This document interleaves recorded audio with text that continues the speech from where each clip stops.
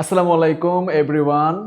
আরেকটি ক্লাসে সবাইকে স্বাগতম। আজকে মূলত আমরা পড়াশোনা করব, নিশ্চয়ই টাইটেল থেকে বুঝতেই পারতেছো, সাধারণ জ্ঞান বিষয়ে মেডিকেল এডমিশনের।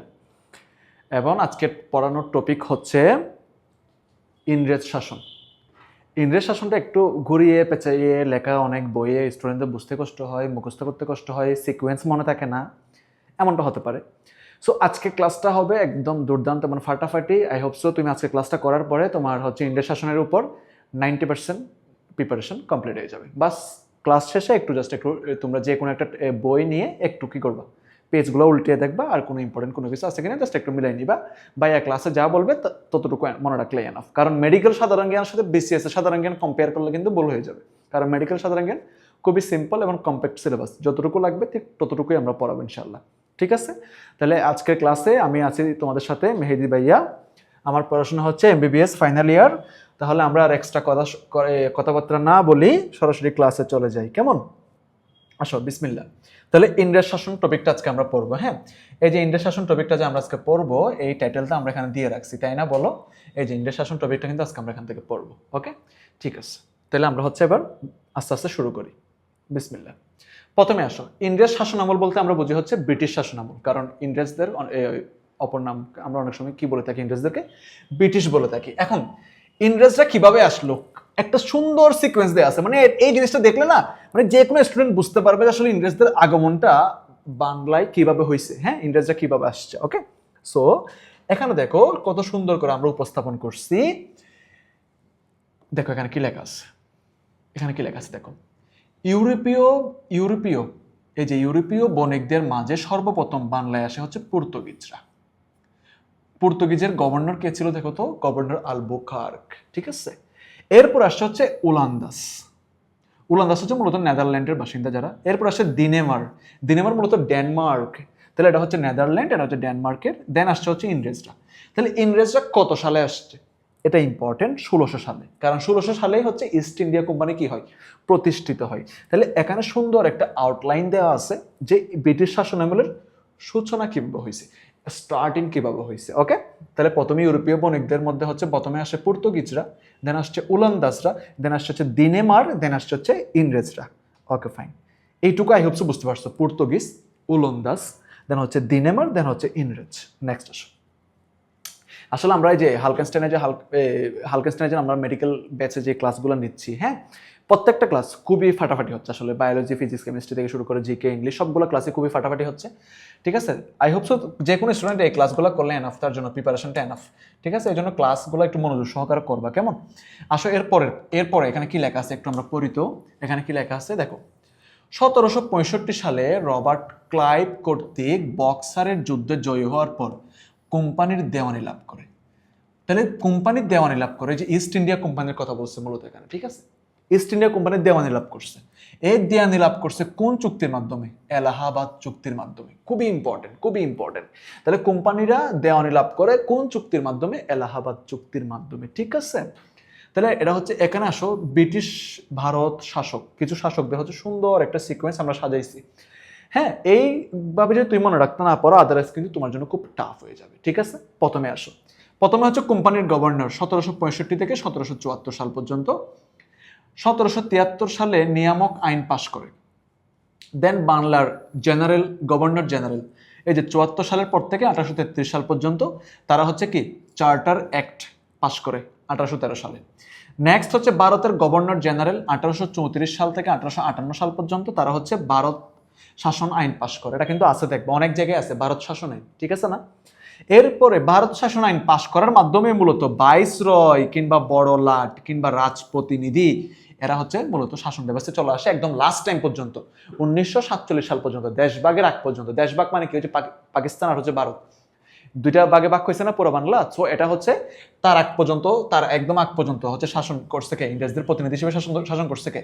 ভাইসরয় বা বড়লাট বা রাজপ্রতিনিধি। তাহলে আই হোপ সো পারবা। প্রথমে ছিল কোম্পানির গভর্নর, দেন বাংলার গভর্নর জেনারেল, দেন ছিল ভারতের গভর্নর জেনারেল, দেন ভারত শাসন আইন পাশ হওয়ার মাধ্যমে ভাইসরয়, বড়লাট কিংবা রাজপ্রতিনিধিরা কি করছে? বাংলাকে শাসন করা শুরু করছে। তাহলে এই সিকোয়েন্স বুঝতে পারছো। এর আগের সিকোয়েন্স বুঝাইছি কি বলতো? পর্তুগিজ গভর্নর জেনারেল, কে ছিলেন? ওলন্দাজরা আসছে, দেন দিনেমার আসছে, দেন ইংরেজরা আসছে। ইংরেজরা আসার পরে তাদের যে শাসন ব্যবস্থাটা, সেই শাসন ব্যবস্থাটা তারা হচ্ছে কিভাবে সেট আপ করছে, এই সেট আপটা শিখাইলাম আমরা। তাহলে সেট আপটা শুরু হয়েছে 1765 সাল থেকে। কিভাবে শুরু হয়েছে? এলাহাবাদ চুক্তির মাধ্যমে। তারা কি লাভ করছে? দেওয়ানি লাভ করছে। দেওয়ানি মানে হচ্ছে লিজের মতো, ঠিক আছে, লিজ নেওয়ার মতো, মানে হচ্ছে অন্য দেশের একটা হচ্ছে জায়গা, তুমি আরেক দেশ থেকে আসছো বা আরেক কান্ট্রি থেকে আসছো, জাস্ট ওটা লিজ নিয়ে এখানে হচ্ছে কি করবা? ব্যবসা বাণিজ্য করবে, এটাকে বলা হয় দেওয়ানি। ওকে, আচ্ছা, নেক্সট আসো তাইলে। এবার আসো তাহলে শাসকগণ, কোম্পানির যে গভর্নর ছিল, হ্যাঁ, কোম্পানির যে গভর্নর ছিল, এখান থেকে আমরা শুরু করবো মূলত শাসকগণ থেকে। আসো, এখানে কোম্পানির যে গভর্নর ছিল এটা পড়ো। কোম্পানির গভর্নর 1765 থেকে 1774 সাল পর্যন্ত। এরা হচ্ছে 1773 নিয়ামক আইন পাশ হয়। তাহলে প্রথম কে ছিলেন? Robert Clive. দেন মধ্যবর্তী ছিল হচ্ছে কার্টিয়ার, আর শেষে ছিল হচ্ছে ওয়ারেন হেস্টিংস। তাহলে ওয়ারেন হেস্টিংস ছিল কত? 1772 থেকে 1774 সাল পর্যন্ত। তাহলে প্রথমে ক্লাইভ, দেন কার্টিয়ার, দেন হচ্ছে কি ওয়ারেন হেস্টিংস। তাহলে এই যে, তাহলে কোম্পানির গভর্নরের ব্যাপার তুমি জেনে গেলা। এবার আসো নেক্সট, বাংলার গভর্নর জেনারেল। আরো সুন্দর করে লেখা আছে দেখো, বাংলার গভর্নর জেনারেল। বাংলার গভর্নর জেনারেল হচ্ছে মূলত চার্টার অ্যাক্টের অফ 1813। এই 1813 অ্যাক্ট বা আইনটা পাস হওয়ার মাধ্যমে, তোমরা তো জানো অনেকে, ঠিক আছে, আইনকে অনেক সময় কি বলা হয়?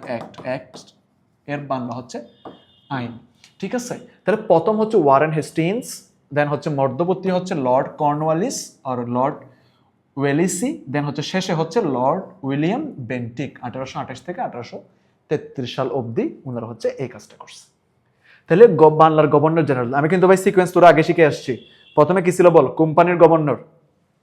বল প্রথমে কে ছিল? বল সুন্দর করে বল ভাইয়া, একটু সুন্দর করে একটু মুখস্থ করে ফেলে এখনই, ঠিক আছে। প্রথমে কি ছিল বল? বাংলা ইংরেজরা কিভাবে শাসন করছে? প্রথমে কারা শাসন করছে? কোম্পানির গভর্নর, ঠিক আছে। প্রথমে শাসন করছে কারা? কোম্পানির গভর্নর। তারপরে কারা আসছে? তারপর কারা আসছে বলো? তারপর আসছে হচ্ছে বাংলার গভর্নর জেনারেল, হ্যাঁ। তারপর কারা আসছে বলো? তারপর আসছে হচ্ছে ভারতের গভর্নর জেনারেল। তারপর কি আসছে? ভাইস রয়। বা ভাইস রয়কে অনেক সময় বাঙালিরা কি বলতো? বাংলাদেশের মানুষরা কি বলতো? বড়লাট বা হচ্ছে কি বলতো? রাজপ্রতিনিধি। সবার মুখস্থ হয়েছে কিনা দেখতে ভাইয়া? প্রথমে কোম্পানির গভর্নর, তারপরে কেবল বাংলার গভর্নর জেনারেল, তারপরে কেবল ভারতের গভর্নর জেনারেল, তারপর কেবল ভাইস রয়। মুখস্থ হয়েছে না? এবার একগুলা শিখে ফেল। কোম্পানির গভর্নর থেকে হচ্ছে বাংলার গভর্নর জেনারেল, নিয়ামক আইন পাস। বাংলার গভর্নর জেনারেল থেকে ভারতের governor general, charter act pass. তারপর হচ্ছে ভারতের গভর্নর জেনারেল থেকে ভারত শাসন আইন পাস। তাহলে আমি এখন তোমার যেটা বললাম, এখন ভারতের গভর্নর জেনারেল থেকে যে ভাইসরয়, ভারত শাসন আইন পাস। এখানে আমি সালগুলো কেন বলতেছি না, কারণ মেডিকেলে খুব একটা সাল আসে না। তুমি যদি মুখস্থ রাখতে পারো খুবই ভালো, আর যদি একেবারে মুখস্থ না থাকে তাহলে বড় কোনো আপত্তি নেই। বুঝতে পারছো কিনা? আচ্ছা, নেক্সট চলে আসো। নেক্সট তাহলে এটা বুঝালাম কোম্পানির গভর্নর জেনারেল কীভাবে আসছে, দেন বুঝালাম চার্টার অ্যাক্টের মাধ্যমে হচ্ছে Warren Hastings, lord Cornwallis, lord Wellesley আর হচ্ছে লর্ড উইলিয়াম বেন্টিক। দেন এটা বলার পরে এবার চলে আসছে হচ্ছে ভারতের গভর্নর জেনারেল। ভালো করে খেয়াল করবে ইয়া, ভারতের গভর্নর জেনারেল 1834 থেকে 1858 সাল পর্যন্ত তারা কি করছে? শাসন করছে। এই শাসনের মধ্যে আমরা কি কি পাই? ভারতের এই যে 1858 সালে কোন আইন পাস হয়?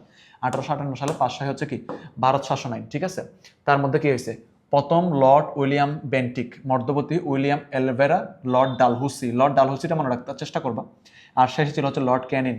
সো এই যে ভারত শাসন আইনের মাধ্যমে ভারতের গভর্নর জেনারেলের মধ্যে প্রথম গভর্নর জেনারেল কে ছিল? Lord William Bentinck. দেন কে ছিল? লর্ড এলেনভরা। দেন কে ছিল? লর্ড ডালহৌসি। দেন ছিল হচ্ছে লর্ড ক্যানিং। সো প্রথমটা জানবি লর্ড উইলিয়াম বেন্টিক, আর যদি কিছুই মনে না থাকে তাহলে শেষটা জানবি, ঠিক আছে ভাইয়া? এই যে শেষটা জানবি। আচ্ছা, নেক্সট এখানে কি লেখা আছে পর? ভাইসরয় বা হচ্ছে কি বড়লাট। তাহলে এর আগেটা জানলাম, এই যে প্রথমটা জানলাম আর শেষটা জানলাম, ঠিক আছে। ভাইসরয় বা বড়লাট। এবার আসো বড়লাট। ভাইসরয়দেরকে বলা হয়তো বড়লাট, ওরা হচ্ছে শেষ পর্যন্ত শাসন করছে, তাই না? বলো, চলো তাহলে আমরা এটা একটু পড়ে ফেললি কেমন? এখানে আসো, ভাইসরয় বা বড়লাটের মধ্যে কি কি পড়বি? প্রথম ভাইসরয় ছিল কে? Lord Canning. মধ্যবর্তী lord Mayo, lord Lytton, lord Ripon, Curzon, Minto, Hardinge, স্যামস্পোর্ট, এগুলো সবাই ছিল লর্ড। তাহলে লর্ড দিয়ে মনে রাখবি যে ইংরেজদের হচ্ছে একটা উপাধি ছিল হচ্ছে লর্ড, ঠিক আছে। অনেকে আবার পোলামেন লর্ড রে দুষ্টমি করে বলে, তাই না? পোলামেন হচ্ছে লর্ড রে কি দুষ্টামি করে বলে না অনেক সময়, খেলায় খারাপ করলে কি বলে? লর্ড বলে, ট্রল করে না? দেখছিস তো। তাহলে প্রথমে কে ছিল বল? লর্ড ক্যানিং। এটা হচ্ছে ভাইসরয়ের মধ্যে প্রথমে ছিল কে? ক্যানিং। এই দেখ ক্যানিং কেন মনে রাখবে ভাইয়া? দেখ কেনিন বাংলা ব্যঞ্জন মনে শুরু হয় ক দিয়ে না, তাই মনে রাখতে হবে লর্ড ক্যানিং। তোর মধ্যে সর্বোচ্চ সর্বোচ্চ কি হতে পারে, কম্পিটিশন হতে পারে কার্জনের সাথে, তাহলে কার্জন আসছে মাঝখানে, তাহলে কার্জনের হিসাব বাদ, তাহলে কেনিন দিয়ে শুরু, ক দিয়ে শুরু। আর শেষ করছে হচ্ছে লর্ড মাউন্ট ব্যাটেন, ঠিক আছে, মাউন্ট ব্যাটেন শেষ করছে, কত সালে শেষ করছে ভাইয়া বলতো? 1947 সালে। কারণ 1947 সালের পরে কি হয়েছে? 1947 সালের পরে ভাইয়া দেশ ভাগ হয়ে গেছে, তাই না বল? তখন আর ইংরেজদের শাসন চলে নাই, দেশ ভাগ হয়ে গেছে, তখন আর ইংরেজদের শাসন করতে পারে নাই, পুরা বাংলারা যে একসাথে শাসন করবে এই শাসনটা তারা আর করতে পারে নাই। তখন কি হয়ে গেছে বলো? ভারত আর পাকিস্তান নামে দুইটা দেশ ভাগ হয়ে গেছে 1947 সালের, ভাগ হয়ে গেছে 14 আগস্ট আর 15 আগস্ট। নেক্সট আসো, ব্রিটিশদের উল্লেখযোগ্য, ব্রিটিশদের কিছু উল্লেখযোগ্য, ঠিক আছে, উল্লেখযোগ্য কিছু কর্ম এখানে আছে। সো উল্লেখযোগ্য কিছু কর্ম নিয়ে আমরা একটু এখানে পড়াশোনা করবো ভাইয়া। প্রথমে চলে আসো লর্ড ক্লাইভ সাহেব কি করছে। ক্লাইভ, ক্লাইভের বানানটা একটু দেখতো ভাইয়া, ক্লাইভ, ক আর ল একসাথে আছে না, দ্বৈত, এই যে দ্বৈত একসাথে আছে, তাহলে দুইটা বর্ণ একসাথে আছে, দ্বৈত শাসন ব্যবস্থা চালু করছে। কে চালু করছে বল?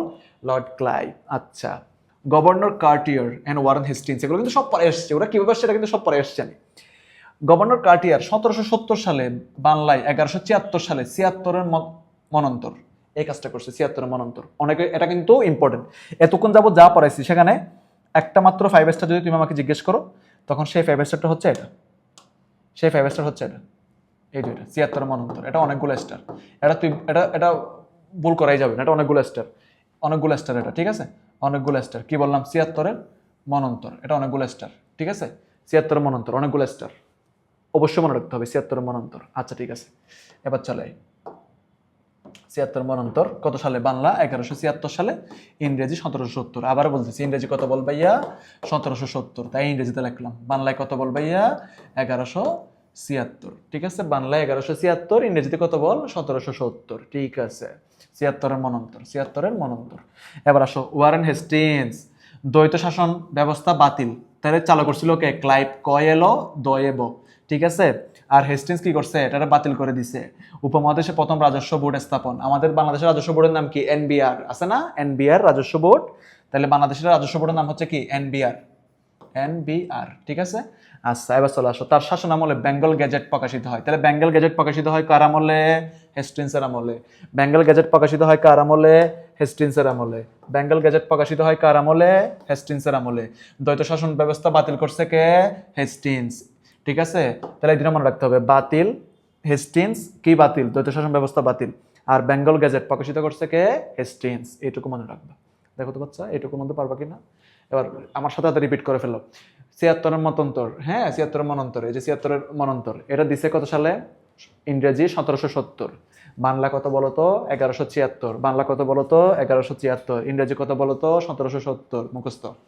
এবার আসো, লর্ড ক্লাইভ কি করছে? দ্বৈত শাসন ব্যবস্থা চালু, তাহলে লর্ড হেস্টিংস, এই যে লর্ড হেস্টিংস লেখা আছে, হ্যাঁ, এই যে ওয়ারেন হেস্টিংস, সরি, এই ওয়ারেন হেস্টিংস কি করছে বলতো? দ্বৈত শাসন ব্যবস্থা বাতিল করছে, দ্বৈত শাসন ব্যবস্থা বাতিল করছে, ঠিক আছে, এবং বেঙ্গল গেজেট প্রকাশ করছে। নেক্সট, এবার চল আসো ভাইয়া, লর্ড কর্নওয়ালিস, লর্ড কর্নওয়ালিস উনি কি করছে? 10 শালা বন্দোবস্ত চালু করছে, 10 শালা বন্দোবস্ত চালু করছে, চিরস্থায়ী বন্দোবস্ত বা সূর্যাস্ত আইন পাস করছে, সূর্যাস্ত আইন পাস করছে, ঠিক আছে, সূর্যাস্ত আইন পাস করছে। এখান থেকে এই জিনিস, একটা জিনিস যদি ইম্পর্টেন্ট বলি ভাইয়া, এখান থেকে যদি আমি একটা জিনিস ইম্পর্টেন্ট বলি, একটা জিনিস যদি আমি ইম্পর্টেন্ট বলি, সেখান থেকে সেটা হচ্ছে এটা এটা এটা এটা এটা এটা এটা এটা এটা সূর্যাস্ত আইন পাস করছে কিরা? Lord Cornwallis. সূর্যাস্ত আইন পাস করছে কে? Lord Cornwallis. বলো, সূর্যাস্ত আইন পাস করছে কে? Lord Cornwallis. আচ্ছা ভাইয়া, মুখস্থ হয়ে গেছে তাই না? আচ্ছা, এছাড়াও ইন্ডিয়া সিভিল সার্ভিস চালু এবং সংস্কৃত কলেজ প্রতিষ্ঠা, সংস্কৃত কলেজ প্রতিষ্ঠা অনেক ইম্পর্টেন্ট। 10 শালা বন্দোবস্ত, আর হচ্ছে কি চিরস্থায়ী বন্দোবস্ত, চিরস্থায়ী বন্দোবস্ত, সূর্যাস্ত আইন পাস, ঠিক আছে।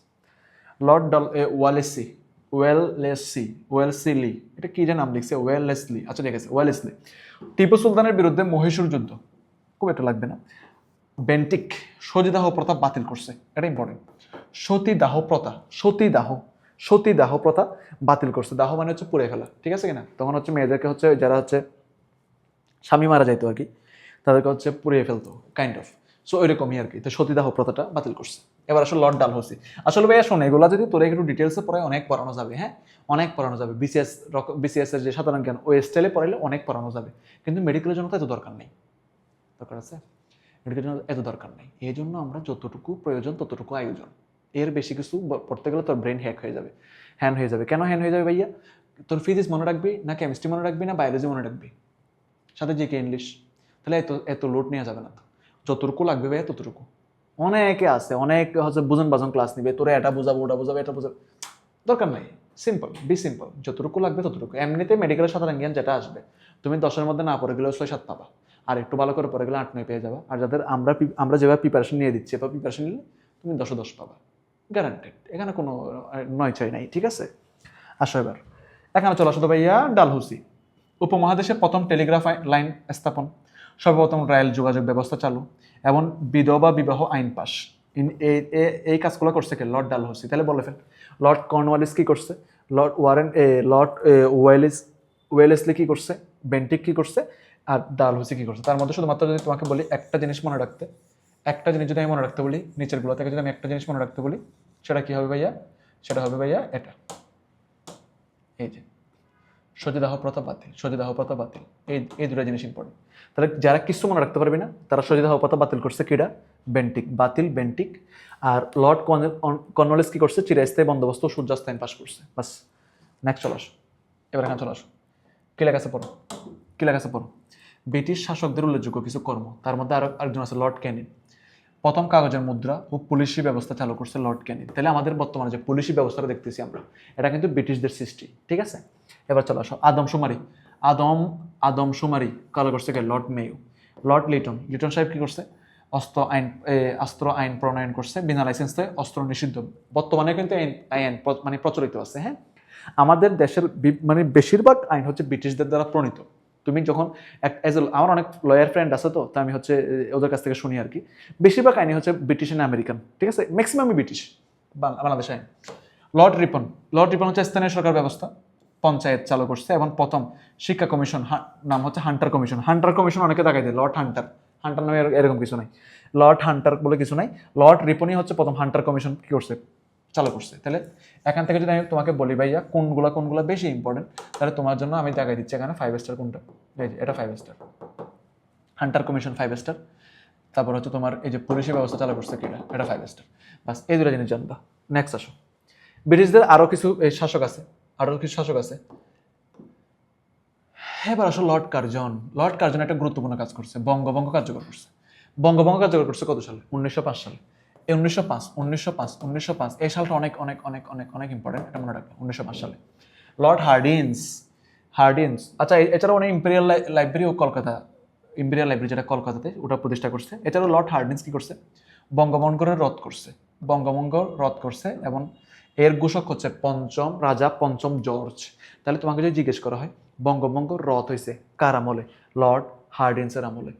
এবং হচ্ছে এটার ঘোষককে লর্ড হার্ডিন্স দেখা দিস না, এটার ঘোষক হচ্ছে রাজা পঞ্চম জর্জ, ঠিক আছে? এছাড়াও বেঙ্গল প্রদেশ সৃষ্টি করছে লর্ড মাউন্ট ব্যাটেন। আচ্ছা, কেন শুনুন, লর্ড হার্ডিন্স ঢাকা বিশ্ববিদ্যালয় প্রতিষ্ঠার জন্য নাথান কমিশন গঠন করছিল হচ্ছে কি? লর্ড হার্ডিন্স, খুব ইম্পর্টেন্ট। এছাড়াও দেখবা ঢাকা বিশ্ববিদ্যালয় লর্ড এই যে কার্জনের নামে হচ্ছে কার্জন হল আছে, ওটা কিন্তু একাডেমিক বিল্ডিং, নট হোস্টেল। ওইখানে কেউ বসবাস করে না, ঠিক আছে কিনা? ওখানে পড়াশোনা করে। আচ্ছা, এবার চলে আসো লর্ড মাউন্ট ব্যাটেন। ভারত ও পাকিস্তান বিভক্তি, র্যাডক্লিফ কমিশন গঠন, লর্ড মাউন্ট ব্যাটেন। কারণ র্যাডক্লিফ কমিশন কি?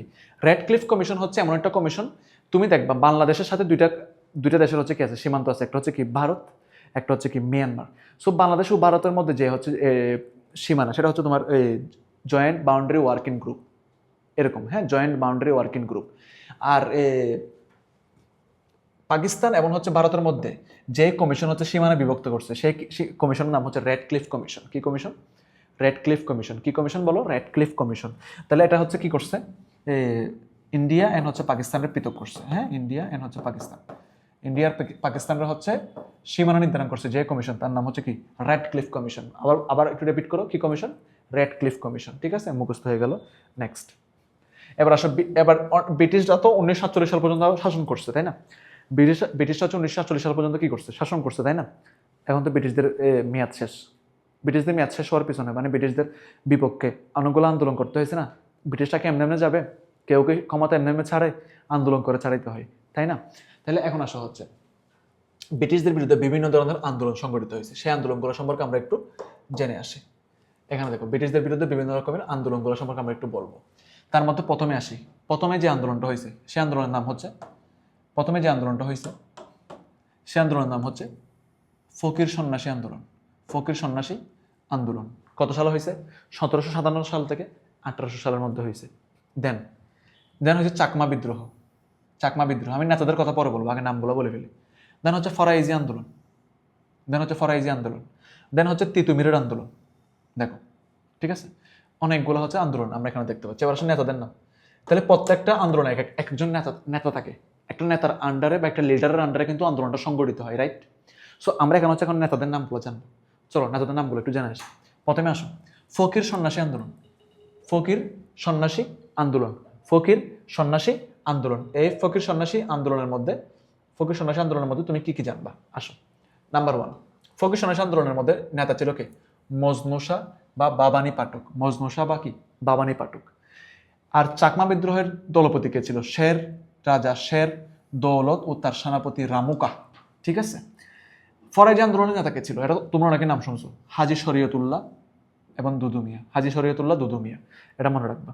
এবার আসলে তিতুমির আন্দোলনের জন্য কে ছিল? মীর নাসির আলী। এগুলো তোমাদের 19 বইয়ে ছিল, অনেকের কাছে পরিচিত, অনেকে এগুলো পারবা, ঠিক আছে কিনা? এবার সিম্পল কথাবার্তা। এরপরে কিন্তু আরো কিছু আছে। ব্রিটিশ বিরোধী আন্দোলন। ব্রিটিশ বিরোধী আন্দোলনের সূচনাটুকু আমরা এখন পড়তেছি। হ্যাঁ, ব্রিটিশ বিরোধী আন্দোলন। এই যে ব্রিটিশ বিরোধী আন্দোলনটা আমরা যেটা দেখতেছি, এই ব্রিটিশ বিরোধী আন্দোলনটা যদি না পারিস তাহলে কিন্তু তোর অবস্থা হয়ে যাবে এমন, ঠিক আছে? তাহলে ব্রিটিশ বিরোধী আন্দোলন কি করতে হবে? অবশ্যই পারতে হবে। তার মধ্যে হচ্ছে প্রথমেই আমরা কিসের কথা বলতেছি? তার মধ্যে আমরা প্রথমে কথা বলতেছি কাকে নিয়ে বলতো? ফকির সন্ন্যাসী আন্দোলন নিয়ে, ঠিক আছে? ফকির সন্ন্যাসী আন্দোলন নিয়ে আমরা কথা বলতেছি। আচ্ছা, নেক্সট আসো। নেক্সট আমরা হচ্ছে কি নিয়ে কথা বলতেছি? ফকির সন্ন্যাসী আন্দোলনের নেতা কে ছিল? মজনু শাহ ও বাবানী পাঠক। মজনু শাহ ও কি? বাবানী পাঠক। মজনু শাহ ও বাবানী পাঠক। এরপর চাকমা বিদ্রোহ হয়েছে, তাই না? তুই সাল মনে রাখার দরকার নেই ভাই, কত সাল মনে রাখবি? সাধারণ জ্ঞান 1000-এর উপরে সাল আছে, তুই এত মনে রাখতে পারবি? তোর যেগুলো মনে রাখা সেগুলো মনে রাখ। তাহলে এরপর ফকির সন্ন্যাসী আন্দোলন, এরপর হচ্ছে চাকমা বিদ্রোহ। এই চাকমা বিদ্রোহের হচ্ছে দলপতি কে ছিল বল? রাজা শের দৌলত ও সেনাপতি রামুকা। রাজা শের দৌলত ও সেনাপতি কি? রামুকা, ঠিক আছে? এবার চলাই ফরাইজি আন্দোলন। ফরাইজি আন্দোলনের জন্য এই জিনিসটা যদি তুই না পারিস, সারা বাংলাদেশের মধ্যে তুই ভুল করবি। ড্যাম শিওর থাক, সারা বাংলাদেশে এই জিনিসটা তুই ভুল করবি। ফরাইজি আন্দোলনের নেতা কে ছিল? ফরাইজি আন্দোলনের নেতা কেডা ছিল? অবশ্যই মনে রাখতে হবে। হাজি শরীয়তুল্লাহ, দুদু মিয়া। এবার চলাই তিতুমিরের জন্য আন্দোলনের জন্য নেতা কে ছিল? এটা অবশ্যই মনে রাখতে হবে। কে ছিল বলো? মীর নাসির আলী। এইটুকু আই হোপ সো প্রত্যেকটা স্টুডেন্টের অলরেডি মুখস্থ হয়ে গেছে।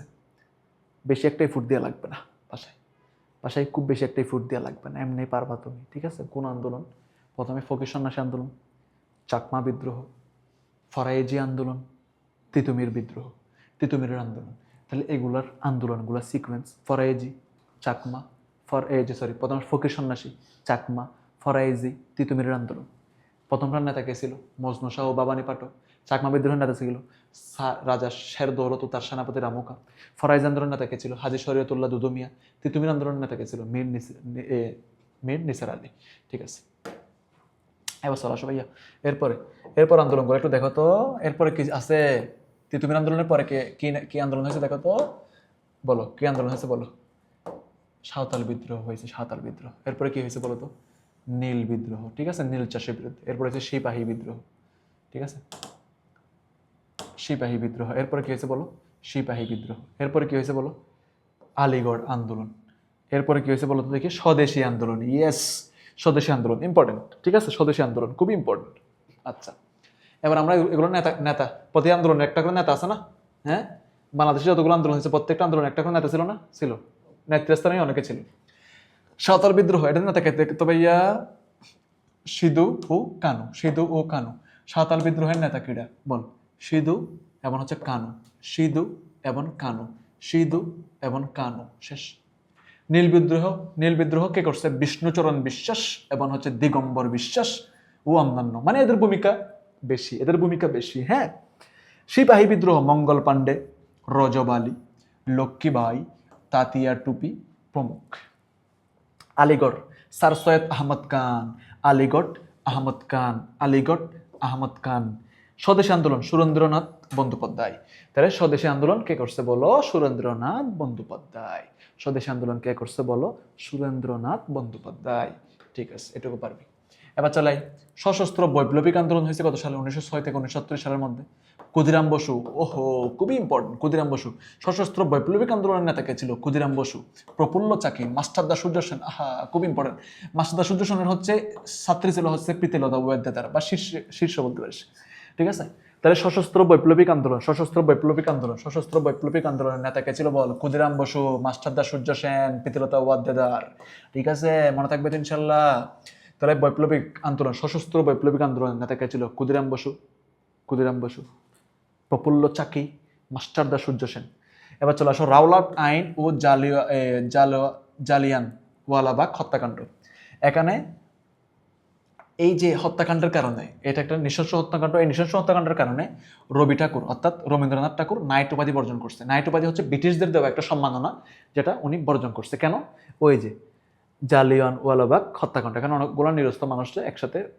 হত্যা করে ফেলা হয় আর কি হ্যাঁ এবার আসছে খিলাফত আন্দোলন 1919 সালে খিলাফত শব্দটার সাথে তো বুঝতে সেটা ইসলামিক নাম তাহলে এখানে হচ্ছে এক যে মাওলানা আব্দুল কালাম আজাদ মাওলানা সৈকত আলী এবং মাওলানা মোহাম্মদ আলী ঠিক আছে ওনারা হচ্ছে এটা করছে এরপর হচ্ছে অসহযোগ আন্দোলন এটা করছে হচ্ছে গান্ধী আমরা যে মহাত্মা গান্ধী নামে চিনি না ভারতের মহাত্মা গান্ধী ওনার অপর নাম হচ্ছে মোহনদাস করমচাঁদ গান্ধী মোহনদাস করমচাঁদ গান্ধী এরপর আসে বেঙ্গল ফ্যাক্ট চিত্তরঞ্জন দাস বেঙ্গল ফ্যাক্ট কে দিছে বল চিত্তরঞ্জন দাস বেঙ্গল ফ্যাক্ট দিছে কে বল চিত্তরঞ্জন দাস ঠিক আছে নেক্সট দেন আসছো লাহোর প্রস্তাব কে দিছে এটা সবাই জানি আমরা মোহাম্মদ আলী জিন্নাহ লাহোর প্রস্তাব কে দিছে বলো মোহাম্মদ আলী জিন্নাহ তারপর আসো ভারত ছাড়ো আন্দোলন এটা হচ্ছে এখান থেকে মূলত আজাদ হিন্দ ফোর্স গঠিত হয় এটা মূলত নেতাজি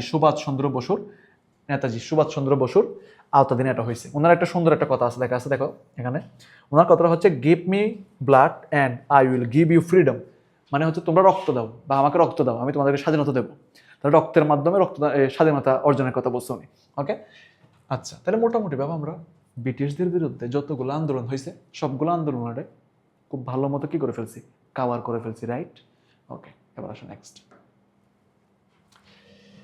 নেক্সট হচ্ছে আমরা ইংরেজ শাসনের কিছু সংস্কার ব্যাপার নিয়ে একটু কথাবার্তা বলবো ঠিক আছে ইংরেজরা কিছু সংস্কার কি করছে এসব ব্যাপার নিয়ে একটু কথাবার্তা বলবো কেমন আচ্ছা ঠিক আছে এসব ব্যাপার নিয়ে একটু কথাবার্তা বলবো চলো শুরু করি আস্তে আস্তে প্রথমে চলে আসো লর্ড মেয়ো উনিতে আমি বলছি এগুলো জাস্ট আমি এটা তোমাকে একসাথে কাভার করে দিচ্ছি আমি এর আগে ব্রড হেডিংয়ে সব কিছু পড়ে আসছি এখানে আরও নতুন কিছু তথ্য অ্যাড হবে প্লাস একটা কি হবে রিভিউ হবে ঠিক আছে এ পার্টে প্রথমে চলে আস লর্ড মেয়ো ভারতবর্ষে প্রথম আদমশুমারি চালু করেন লর্ড মেয়ো ভারতবর্ষে আদমশুমারি চালু করা হয় কত সালে 1872 সালে এই যে লর্ড মেয়র একটা সুন্দর ছবি দেওয়া আছে কিউট ছবি দেওয়া আছে আচ্ছা ঠিক আছে নেক্সট লর্ড রিপন কি করছে রে হান্টার কমিশন তোরা একটু পড়াইছে কি পড়েনি লর্ড রিপন কি করছিল হান্টার কমিশন আইন এবং হচ্ছে শ্রমিক কল্যাণের জন্য নতুন করে একটা তথ্য অ্যাড করছি আমি কি ফ্যাক্টরি আইন পাস করছিল রাইট তাহলে লর্ড রিপন ছবি কি একই হয়ে গেল না আল্লাহ ছবিতে একই হয়ে গেল লর্ড রিপনের ছবি একটু গুগল থেকে দেখে নিস ভাইয়া এখানে দুইটা একই হয়ে গেছে ঠিক আছে এবারে লর্ড কার্জন কি করছিল বল বঙ্গভঙ্গ করছিল কত সালে বলতো 1905 সালে আর বঙ্গভঙ্গ রোধ করছে কে প্রশ্ন থাকলো ওটা মনে করার চেষ্টা করো বঙ্গভঙ্গ রোধ করছে কে একটু পরে আসবে 1905 সালে হচ্ছে লর্ড কার্জন বঙ্গভঙ্গ করছেন 1905 সালে 16 অক্টোবর কলকাতায় বৃহত্তম লাইব্রেরির নাম হচ্ছে কি বলতো ভাইয়া ইম্পেরিয়াল লাইব্রেরি এটা কে প্রতিষ্ঠা করছে লর্ড কার্জন তাহলে তো যদি প্রশ্ন করা হয় ইম্পেরিয়াল লাইব্রেরি কে করছে ইম্পেরিয়াল লাইব্রেরি কে করছে Lord Curzon next Lord Mintu মুসলমানদের জন্য পৃথক নির্বাচন আর মুসলমানদের জন্য নির্বাচনী আইন মরলি মিন্টু আইন কি করছে মুসলমানদের জন্য নির্বাচনী আইন নাম হচ্ছে মরলি মিন্টু আইন নেক্সট লর্ড হার্ডিন্স কি করছে বলছিলাম বঙ্গভঙ্গ রদ করছে ঠিক আছে কলকাতা হতে দিল্লিতে রাজধানী স্থানান্তর করছে এটা ইম্পর্টেন্ট তাহলে বল ভাইয়া লর্ড হার্ডিন্স কি করছে বঙ্গভঙ্গ রদ করছে লর্ড হার্ডিং কি করছে বঙ্গভঙ্গ রদ করছে কত সালে রদ করছে 1911 সালে এবারে লর্ড চ্যামসফোর্ড মন্টেগো চ্যামসফোর্ড সংস্কার আইন পাস করছে 1919 সালে এই আইনকে আমরা ভারত শাসন আইন নামে চিনি থাকি চ্যামসফোর্ডের আইনকে বলা হয় কি আইন ভারত শাসন আইন চ্যামসফোর্ডের আইনকে বলা হয় কি আইন ভারত শাসন আইন লর্ড মাউন্ট ব্যাটেন ব্রিটিশ ভারতের শেষ ভাইসরয় ছিলেন হচ্ছে লর্ড মাউন্ট ব্যাটেন ব্রিটিশ পার্লামেন্টের ভারতীয় স্বাধীনতা আইন পাশ করছে এবং তার সময় ভারত ও পাকিস্তান কি হয়েছে, সৃষ্টি হয়েছে। এটা কিন্তু আমি বলছি। যতগুলো ভাইসরয় ছিল, ভাইসরয় বা বড় লাট ছিল ব্রিটিশদের, তার মধ্যে সব শেষে, হ্যাঁ, সবার শেষে দায়িত্ব পালন করছে লর্ড মাউন্ট ব্যাটেন। ওনার সময়েই রেডক্লিফ কমিশনটা গঠিত হয়েছে এবং ভারত এবং পাকিস্তান নামক দুইটা স্বাধীন রাষ্ট্র কি হয়েছে, প্রতিষ্ঠা হয়েছে। মনে থাকবে তো ইনশাল্লাহ। নেক্সট এবার আসো, এবার কিছু এক নজর আমরা কিছু ইনফরমেশন জেনে ফেলি এখান থেকে। বলো, বাংলার প্রথম গভর্নর, পূর্ববঙ্গ ও আসামের প্রথম লেফটেন্যান্ট গভর্নর, দেন হচ্ছে বাংলার প্রথম লেফটেন্যান্ট গভর্নর। 1 2 3, তিনটি ইনফরমেশন আছে। প্রথমে আসে, তোমাকে যদি বলা হয় বাংলার প্রথম governor lord David Gibson Carmichael, Purbabanga ও আসামের প্রথম lieutenant governor sir Joseph Bampfylde Fuller, বাংলার প্রথম lieutenant governor sir Frederick James Halliday. মনে থাকবে? আচ্ছা, এবার বলো পূর্ব বাংলা ও আসামের প্রথম গভর্নর কে ছিল? একটু আগে পরে এসছে। আনসার করো, এটা কি হবে? আনসার করো। পূর্ব বাংলা ও আসামের প্রথম লেফটেন্যান্ট গভর্নর কে ছিল? প্রথম লেফটেন্যান্ট গভর্নর একটু আগে পরে এসছে, বল। 10 সেকেন্ড সময়। দেখ এবার আনসার কি? ফুলার। তাহলে প্রথম লেফটেন্যান্ট গভর্নর কে ছিল বল? পূর্ব বাংলা ও আসামের প্রথম লেফটেন্যান্ট গভর্নর ছিল কে? ফুলার। মনে রাখবি। নেক্সট, স্থায়ী বাংলায়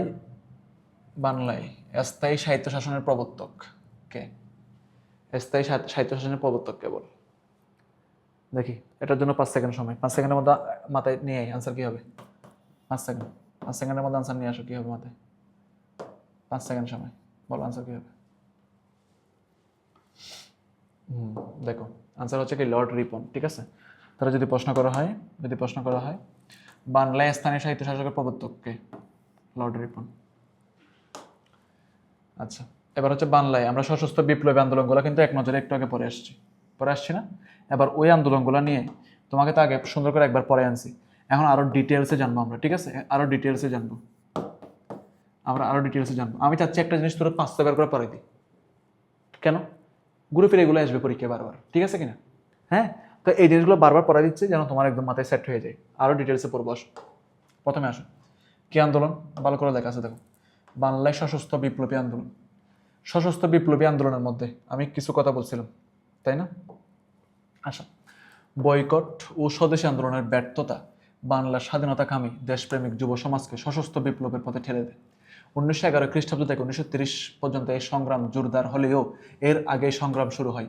1908 সালে ইংরেজ ম্যাজিস্ট্রেট কিংসফোর্ড হত্যা করার এই আন্দোলনের লক্ষ্য। তাহলে 1922 সালে ব্রিটিশ পুলিশ হত্যার জন্য লাল বাংলা প্রচারপত্র বিলি করা হয়। প্রধান সংগঠক ছিল হচ্ছে ঢাকার অনুশীলন সমিতি আর কলকাতার যুগান্তর সমিতি। তাহলে এটা মনে রাখবা। আর ঢাকার অনুশীলন সমিতির প্রধান সংগঠক ছিল পুলিন বিহারী দাস। এই কথাগুলো মনে রাখবা। এখান থেকে জাস্ট তোমার একটা আউটলাইন দিলাম, তোমাকে একটা আউটলাইন দিলাম যে বাংলায় সশস্ত্র বিপ্লবী আন্দোলনটা কিভাবে কোত্থেকে আসছে, তার একটা আউটলাইন তুমি এখানে পাইছো। সব কিছুতে মনে রাখতে হবে ব্যাপারটা তা না। এবার চলে আসো, ক্ষুদিরাম বসু সম্পর্কে আমরা একটু জানি। আমি তোমাকে আগে বলছি ক্ষুদিরাম বসুর ব্যাপার স্যাপারগুলো কিন্তু অনেক ইম্পর্টেন্ট, ঠিক আছে কিনা?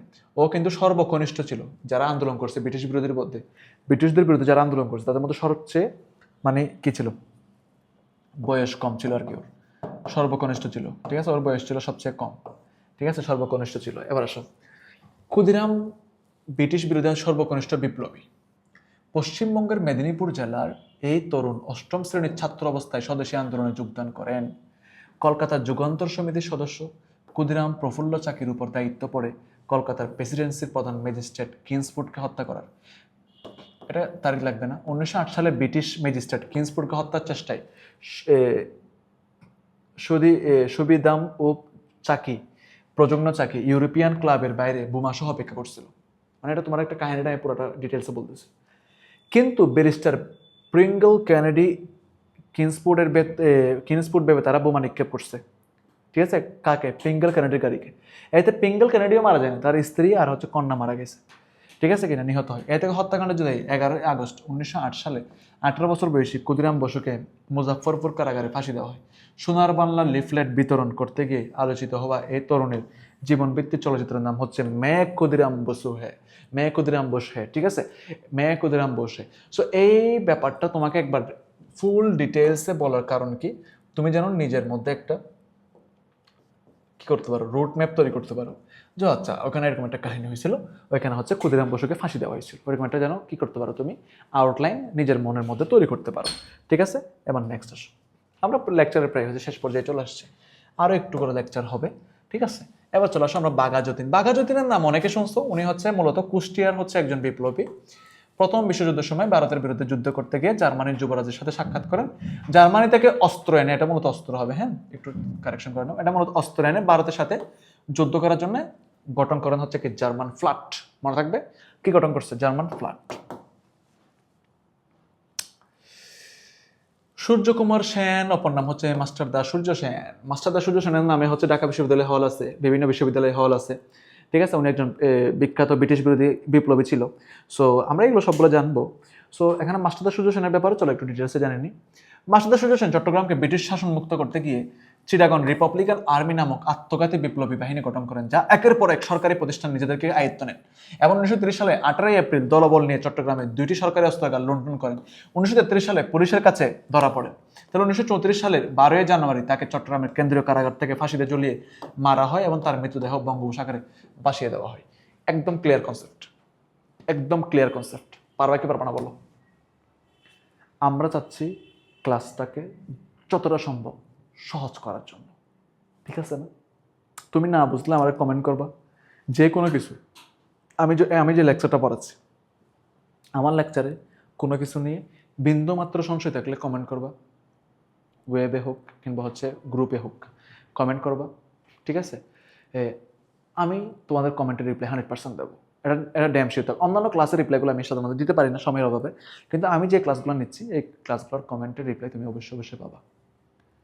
নেক্সট আসো, প্রীতিলতা ওয়াদ্দেদার। তোরা আমি বলছিলাম একটু আগে পড়ার সময় যে মাস্টারদা সূর্য সেনের ছাত্রী ছিল কে, প্রীতিলতা ওয়াদ্দেদার, ঠিক আছে। এই প্রীতিলতা মেয়েটা কিন্তু খুবই বিপ্লবী, ঠিক আছে, খুবই বিপ্লবী টাইপের, মানে ওর মধ্যে অনেক সাহস।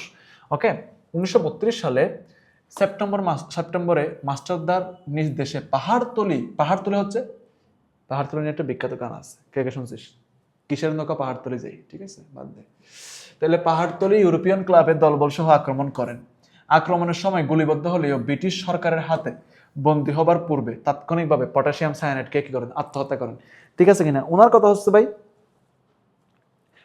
আজ যার হাতে মরি না কেন, ব্রিটিশদের হাতে মরবো না আমি, এজন্য উনি নিজে নিজে আত্মহত্যা করছে। সরকার বাহিনী তাকে মানে মারার আগে সে নিজে নিজে আত্মহত্যা করছে। তাহলে খুবই সেলফ রেসপেক্ট আছে এমন একটা মেয়ে প্রীতিলতা ওয়াদ্দেদার। এবার চলাই কিছু প্রশ্ন, তুই দেখি ভাইয়া এই প্রশ্নগুলো আনসার করা শুরু কর। ইন্ডিয়াস ম্যাজিস্ট্রেট কিংসফোর্ড হত্যার জন্য কে বোমা নিক্ষেপ করছিল? এটা তোমাকে একটু আগে পড়াইছি আমি। বল কে বোমা নিক্ষেপ করছিল? বল বল বল বল বল বল কে বোমা নিক্ষেপ করছিল? ওখানে আমাদের একটা স্পেলিং ভুল গেছে, হ্যাঁ, ওটা ক্ষুদিরাম বসু, এটা ক্ষুদিরাম বসু, হ্যাঁ এই যে ক্ষুদিরাম বসু, এটা স্পেলিংটা একটু ঠিক করে নিও, কেমন? স্পেলিংটা একটু ঠিক করে নিও। এই যে স্পেলিংটা আমি ঠিক করে দিচ্ছি ভাইয়া, এই যে স্পেলিংটা আমি ঠিক করে দিচ্ছি, এটা মূলত ক্ষুদিরাম বসু, ক্ষুদিরাম বসু। ওকে, আচ্ছা আমি ওই স্পেলিংটা এখানে লিখেই দিই, আবার তোমরা স্লাইড পড়তে গিয়ে হয়তো মনে থাকবে না। ক্ষুদিরাম বসু,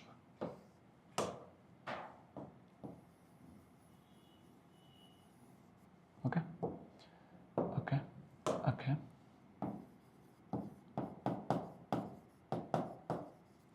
ক্ষুদিরাম বসু। ওকে, নেক্সট। তাহলে এখানে তো বুঝে গেছিস, আমি তো আনসার বলে দিচ্ছি ওয়ান কাইন্ড অফ। কে হবে এটা আনসার? ক্ষুদিরাম। নেক্সট, চট্টগ্রামের অস্ত্রাগার লুণ্ঠিত হয় কোন সালে? এটা সালটা কিন্তু খুব ইম্পর্টেন্ট, এই সালটা ইম্পর্টেন্ট। চট্টগ্রামের অস্ত্রাগার লুণ্ঠিত হয় কোন সালে? দেখি বলো তো, আইডিয়া করো। একটু আগে বলছি কিন্তু কে কে লুণ্ঠিত করছে, কে করছে, কিভাবে করছে সব বলছি কিন্তু, হ্যাঁ বলো আইডিয়া করো কি হবে? 1930 সালে। কত সালে বলো তো? 1930 সালে। নেক্সট, প্রীতিলতা ওয়াদ্দেদার কার শিষ্য ছিল? এটা তো তুই পারবি, এটা তো আমি না বললেও পারবি তুই। বল এটা কার শিষ্য ছিল? অলরেডি তোর মনে মনে আনসার চলে আসছে না? বল কে আর সূর্য ছিল? বল মাস্টারদা সূর্য সেন। এবার চলাই মাস্টারদা সূর্য সেন। এবার পরে এমসিকিউ, বল কে ব্রিটিশ বিরোধী আন্দোলন যুদ্ধের নেতা? এখানে 4টা অপশন আছে, এটা না পারলে তোরে মানে কি বলবো আমি, মানে মাইরা ক্লাস থেকে বের করে দেবো। অফলাইনে হলে তো শিওর মার খাবি। অফলাইনে যদি কোনো স্টুডেন্ট যদি এটা পড়ানোর পর যদি না পারে, এতবার বলার পর যদি না পারে, সে তো শিওর মার খাবে। বল, বলদার সেন কি হবে? দূর হবে না। বান্দরলতা সেন দূর হবে না। অমর্ত্য সেন দূর হবে না। আনসার হবে কি? মাস্টার দা সূর্য সেন। মাস্টার দা সূর্য সেন। নেক্সট আসো। প্রীতিলতা ওয়াদ্দেদার। ওরে সি, কি প্রশ্ন দিয়েছে দেখ। এটা তোরা তো এটা এই প্রশ্ন থেকে তোরা বলবি সি কি প্রশ্ন, এগুলোকে আমাদের আবার আটকাতে পারে নাকি? এই প্রশ্ন দিয়ে আমার পোলা ব্যান্ড আটকাতে পারবে? জীবনে পারবে না। প্রীতিলতা ওয়াদ্দেদার সম্পৃক্ত ছিল কে বলতো? প্রীতিলতা ওয়াদ্দেদারের সাথে সম্পৃক্ত ছিল কে বলতো? তেবাক আন্দোলন দূর না, সত্যতা আন্দোলন দূর না, 1971 মধ্যে আই রে কপাল, কোথাকার সাথে কি সব বাদ। ট্রান্সফার কি হবে বল? ব্রিটিশ বিরোধী সন্ত্রাসী আন্দোলন। ব্রিটিশ বিরোধী মানে সন্ত্রাসী আন্দোলন না, নাউজুবিল্লাহ নাউজুবিল্লাহ, ব্রিটিশ বিরোধী আন্দোলন। ঠিক আছে, কি সব আন্দোলন? তাহলে ব্রিটিশ বিরোধী আন্দোলন। আচ্ছা নেক্সট, ব্রিটিশ বিরোধী আন্দোলনের সাথে সম্পৃক্ত প্রথম নারী। খুবই সুন্দর প্রশ্ন, এই প্রশ্নটাও তুমি পারবা। বলো তো কে? বলো, ব্রিটিশ বিরোধী আন্দোলনের সাথে সম্পৃক্ত প্রথম নারীর নাম বলো তো দেখি, সুন্দর করে গুছিয়ে বলবা, যেন বল না হয়। বলো কি হবে, বলো কি হবে? প্রীতিলতা ওয়াদ্দেদার। ঠিক আছে, প্রীতিলতা ওয়াদ্দেদার। নেক্সট আসো। চট্টগ্রামের যুব বিদ্রোহের নেতা। চট্টগ্রামের যুব বিদ্রোহের নেতা ছিলেন কে? Jatramohan Sen no, Chittaranjan Das no, Khudiram no. তাহলে আনসার কি হবে? সূর্য সেন। সূর্য সেন। ঠিক আছে, নেক্সট। তাহলে সূর্য সেনের ফাঁসি কার্যকর হয় কোথায়? চট্টগ্রাম, এটা পারবি। প্রীতিলতা ওয়াদ্দেদার যে আন্দোলনের নেতা ছিল, এটা ইম্পর্টেন্ট। বলে পারতে তেবাগা হবে নাকি নকশাল হবে নাকি স্বদেশী হবে নাকি অসহযোগ হবে? ইম্পর্টেন্ট, এবার ইম্পর্টেন্ট, এটা ইম্পর্টেন্ট। বলো, সময় না, রিল্যাক্স রিল্যাক্স। বলো, সব পড়ানো আছে। লাস্টে 5-10 মিনিট কথা বলবো কীভাবে মেডিকেল পরীক্ষা খুব দিবি। ঠিক আছে, কীভাবে মেডিকেল পরীক্ষা খুব ভালো রেজাল্ট করবি, এই ব্যাপারে খুব দেবো। আমি আসলে স্টুডেন্ট পড়াচ্ছি কয় বছর জানিস? স্টুডেন্ট পড়াচ্ছি আজকে 5 বছর। 5 বছর এক্সপিরিয়েন্স থেকে তোরা কিছু কথা বলবো, এই কথাগুলো খুব ভালো মতো মনে রাখবি। ঠিক আছে, আসলে মেডিকেলে ভাই চান্স কারা পায় এই ব্যাপারে কিছু কথাবার্তা বলবো আর কি। ঠিক আছে, বলো ভাই এটা আনসার কী হবে বল? এটা তুই জানিসই, কোন আন্দোলন? স্বদেশী আন্দোলন। ঠিক আছে, নেক্সট আসো। তাহলে আমরা এখানে মোটামুটিভাবে হচ্ছে শেষ করলাম। এবার হচ্ছে আমরা মেডিকেলের, আমরা ব্রিটিশ ইন্ডিয়ার শাসন, হ্যাঁ ব্রিটিশদের হচ্ছে শাসন নিয়ে হচ্ছে আমরা বেশ কিছু পড়াশোনা করছি। এখন আমরা হচ্ছে তোমাকে কিছু কথা বলবো, এই কথাগুলো একটু ভালো মতো মনে রাখবা। আচ্ছা, প্রশ্ন হচ্ছে, আমাদের আজকে কথা বলার টপিক হচ্ছে মেডিকেলে কারা চান্স পায়? মেডিকেলে কারা চান্স পায়? আমরা এই কোয়েশ্চেনটা তোমাদের জন্য রাখছি, আমরা এই কোয়েশ্চেনটা হচ্ছে সলভ দেবো। ঠিক আছে, এই কোয়েশ্চেন শোনা হচ্ছে তুই এমন হয়ে যাবি যে মেডিকেলে কারা চান্স পায়। আচ্ছা, তাহলে এটা নিয়ে একটু সুন্দরভাবে একটু গোছানো পরামর্শ দিই, সময় নিয়ে একটু পরামর্শ দিই, কথাগুলো একটু ভালো করে শোন। মেডিকেলে কারা চান্স পায় ভাইয়া, এই প্রশ্ন যদি আমাকে কেউ করে, আমি বলবো মেডিকেলে চান্স পাইতে হইলে তার 6 রুল মেনটেন করতে হবে। 6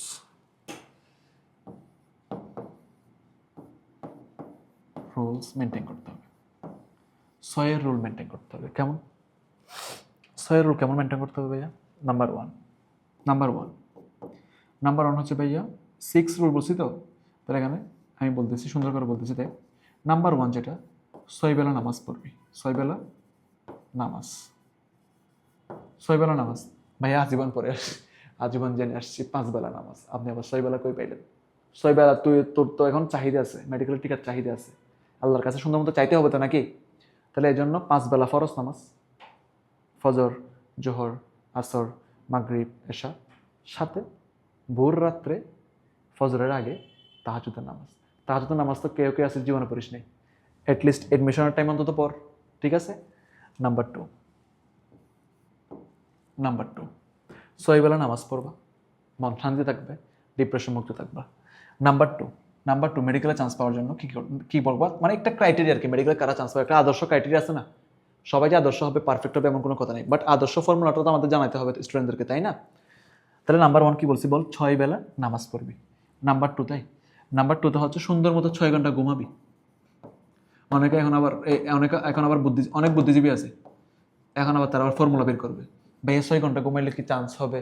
মেডিকেলে তো আমরা শুনছি যে না ঘুমাই পড়ে। আসলে শুন ভাই, আমাদের ব্রেনের নিউট্রিশনটা হচ্ছে গ্লুকোজ, আর ব্রেইনের রেস্টটা হচ্ছে তোমার স্লিপিং। ঠিক আছে, তোমার ভালো মতো না ঘুমাইলে তোমার যে ট্রানজিয়েন্ট মেমোরিগুলো পার্মানেন্ট মেমোরিতে কনভার্ট হতে পারবে না। তুমি পড়বা ভুলে যাবা।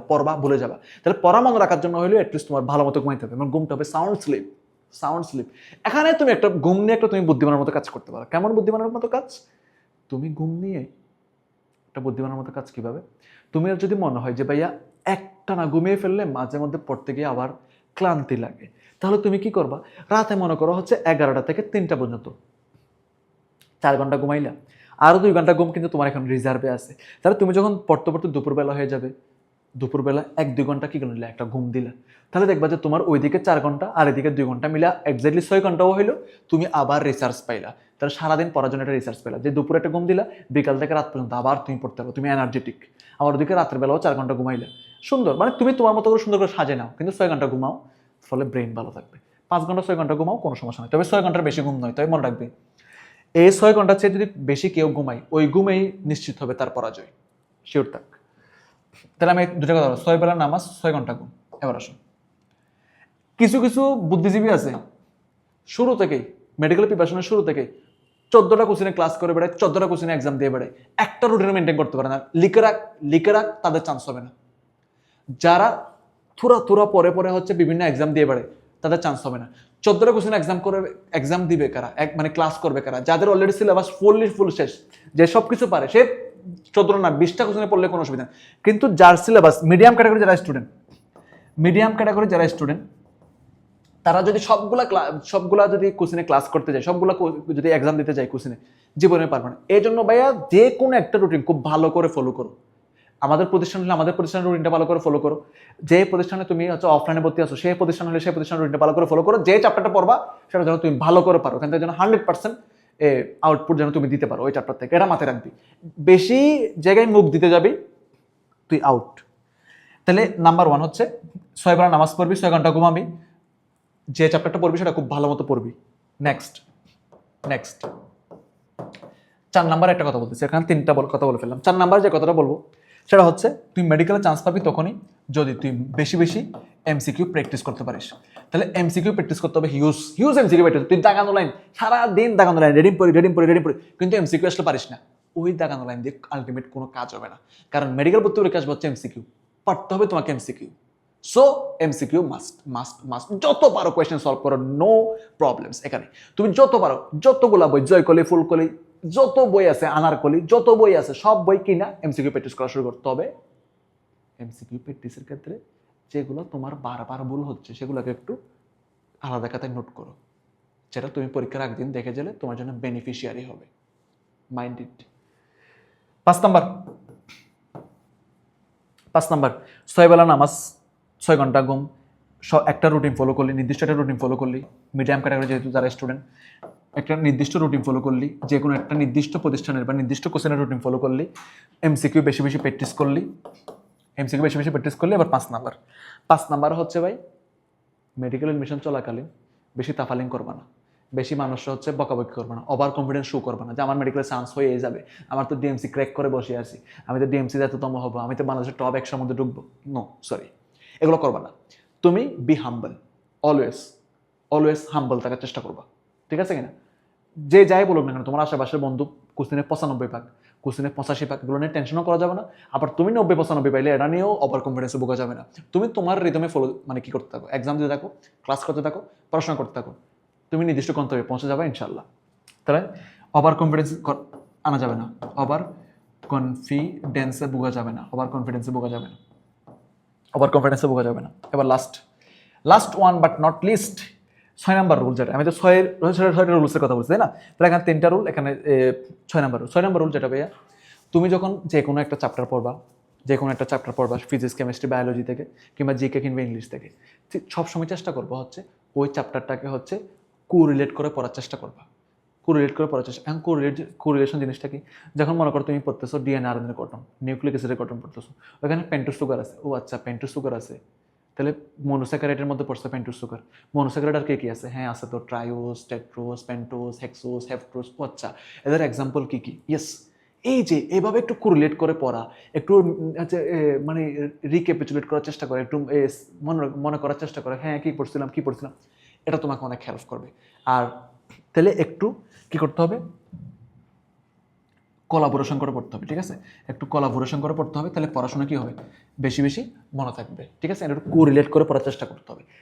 এই 6টা রুল যদি কোনো স্টুডেন্ট আগামী 3 মাস মেডিকেল এডমিশনের আগ পর্যন্ত বা মেডিকেল এডমিশনের আগের 3 মাস সুন্দর করে ফলো করতে পারে, নিশ্চিত নিশ্চিত নিশ্চিত ইনশাল্লাহ মেডিকেলে চান্স পেয়ে যাবে, যদি আল্লাহ তাআলা চায়, ইফ আল্লাহ উইলস, ঠিক আছে? If Allah wants. তাহলে এটাই হচ্ছে ব্যাপার স্যাপার, ইফ আল্লাহ ওয়ান্টস তুমি অবশ্যই অবশ্যই চান্স পেয়ে যাবে ইনশাল্লাহ। বাট তোমার মধ্যে একটা সুন্দর একটা কি থাকতে হবে, ডিসিপ্লিন থাকতে হবে, ঠিক আছে? আমার কথাগুলো অনেকের কাছে ভালো লাগতে পারে, অনেকের কাছে খারাপ লাগতে পারে, বাট আলটিমেট রিয়েলিটি হচ্ছে এগুলোই, ঠিক আছে? আচ্ছা, তাহলে আজকে যা যা পড়ালাম, এগুলোর মধ্যে তাহলে কি কোনো ধরনের কনফিউশন নাই, তাই তো? আজকে যা যা পড়ালাম এগুলোর মধ্যে কোনো ধরনের কনফিউশন নাই। অনেকগুলো স্লাইড পড়ে ফেললাম, দেখতে দেখতে অনেকগুলো স্লাইড পড়ে ফেললাম। আই হোপ সো তোমাদের কাছে সবার কাছে পড়াশোনাটা খুবই বোধগম্য হয়েছে। এবং যারা শেষ পর্যন্ত পড়বা, এই যে আজকে ইংলিশ ক্লাস শেষ করলাম আমি তোমাদের মেহেদি ভাইয়া, ঠিক আছে?